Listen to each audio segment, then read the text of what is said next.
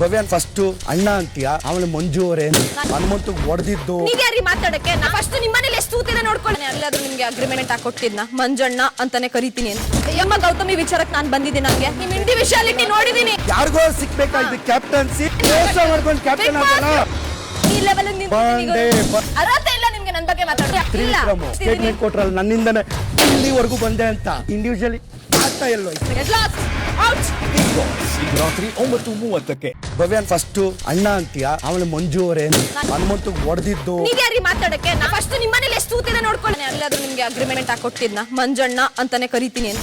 ಯಮ್ಮ ಗೌತಮಿ ವಿಚಾರಕ್ಕೆ ನಾನು ಬಂದಿದ್ದೀನಿ. ನಂಗೆ ನಿಮ್ ಇಂಡಿವಿಜುವಾಲಿಟಿ ನೋಡಿದೀನಿ. ಯಾರಿಗೋ ಸಿಕ್ಬೇಕಾಯ್ತು ಕ್ಯಾಪ್ಟನ್ಸಿ, ಮೋಸ ಮಾಡ್ಕೊಂಡು ಕ್ಯಾಪ್ಟನ್ ಆಗಲ್ಲ. ಈ ಲೆವೆಲ್ ಅರ್ಹತೆ ಇಲ್ಲ ನಿಮ್ಗೆ ನನ್ನ ಬಗ್ಗೆ ಮಾತಾಡೋದು. ಸ್ಟೇಟ್ಮೆಂಟ್ ಕೊಟ್ರಲ್ಲ ನನ್ನಿಂದನೇ ಇಲ್ಲಿವರೆಗೂ ಬಂದೆ ಅಂತ. ಇಂಡಿವಿಜುವಲಿ ಆಗ್ತಾ ಎಲ್ಲೋ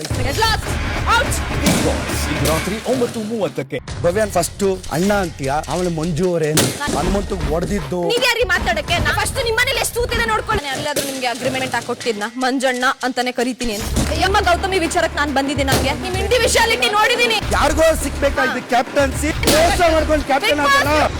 ಈ ಲೆವೆಲ್ ಅರ್ಹತೆ ಇಲ್ಲ ನಿಮ್ಗೆ ನನ್ನ ಬಗ್ಗೆ ಮಾತಾಡೋದು. ಸ್ಟೇಟ್ಮೆಂಟ್ ಕೊಟ್ರಲ್ಲ ನನ್ನಿಂದನೇ ಇಲ್ಲಿವರೆಗೂ ಬಂದೆ ಅಂತ. ಇಂಡಿವಿಜುವಲಿ ಆಗ್ತಾ ಎಲ್ಲೋ